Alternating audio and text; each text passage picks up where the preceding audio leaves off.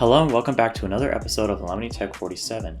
Do you remember the first Google Pixel? Yes, the one where the flash and camera look out of place. This is the Google Pixel that killed the Nexus line that Google was trying to keep up with the rest of the cell phone market. It was announced and released in October 2016, just after the iPhone 7 and 7 Plus went on sale. But is a 4-year-old Android phone made by Google still worth it today? Well, you're in luck today because we're going to determine whether the first Google Pixel is still worth buying and using today. When I first take a look at this phone, it looks like an iPhone 6s. It has an aluminum shell with antenna bands like an iPhone 6s. I would say that Google did take a little inspiration from the iPhone 6s, but with inverted tweaks. The volume keys and the home button are on opposite sides of the phone.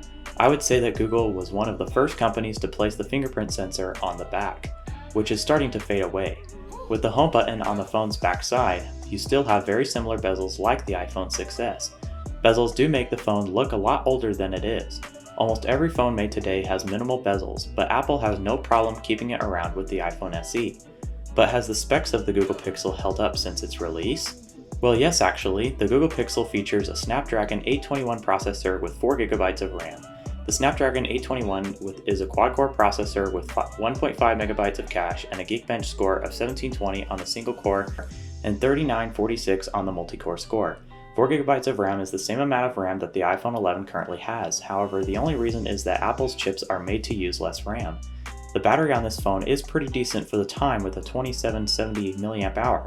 I would say this is where the phone struggles. I only get a few hours of battery life with my Google Pixel before I have to plug it in. I would most likely assume that I have a bad battery that needs replacing. Speaking of charging, the first Google Pixel does come with a USB-C port, which with the Snapdragon processor offers USB fast charging up to 18 watts. But this phone doesn't come with wireless charging, but I don't use that feature even on my primary phone. Something nice to see on this phone is a headphone jack, which is on the phone's top. That brings us over to the camera on this Pixel. It features a singular 12.3 megapixel sensor which doesn't take perfect photos. This is another part of the phone that doesn't age well. It records at 4K at 30 FPS, but good luck trying to convince people that it's 4K. The selfie camera is decent for a selfie camera. It's 8 megapixels which can record at 1080p.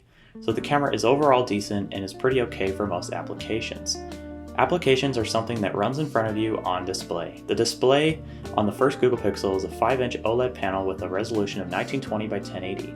The display looks very good even up to this day. However, watch out for burn-in if you are planning on purchasing any phone that is around this old. Luckily, the one that I bought doesn't have any burn-in. Now the Google Pixel can run the latest version of Android 10. That means that you can download pretty much anything from the Google Play Store still. Running productivity tasks and surfing the internet works flawlessly, like any other phone. Gaming also works fine. Minecraft is a game that I like to test on my products for speed, and this game works very well on this phone.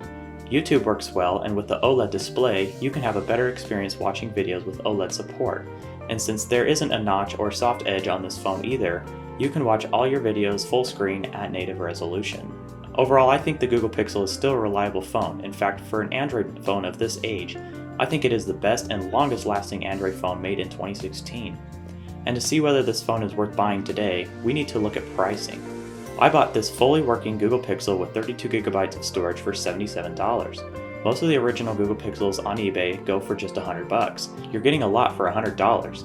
An OLED display, USB fast charging, a processor that still performs great with current tasks, Android 10, biometrics, and a great sturdy phone design. You can also buy the Google Pixel in a 128GB storage format for just a little bit more money. Such a little bit to where you are paying only over $100 for it. Both 32 and 128GB are still great storage options that people still use today. And if you're planning on getting an excellent Android phone on a budget, this should definitely be one of your options. I hope you enjoyed this little video on the Google Pixel. If you liked what you saw, definitely like this video. If you are interested in more videos like this one, consider subscribing for more content. If you are interested, follow me on Instagram at AlumniTech47 for behind the scenes and other life updates. Thank you guys so much for watching, and I'll see you in the next video.